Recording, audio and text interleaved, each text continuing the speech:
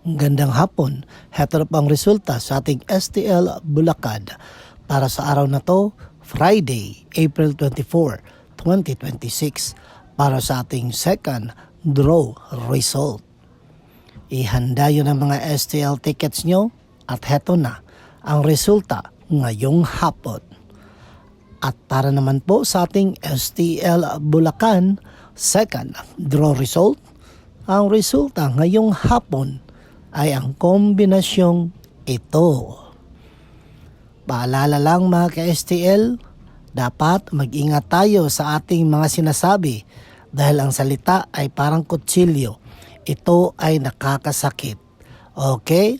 Kaya mag-ingat tayo sa ating pinagsasabi. Don't forget to subscribe. Purple Green TV. Paki-like, share at comment po. Thank you.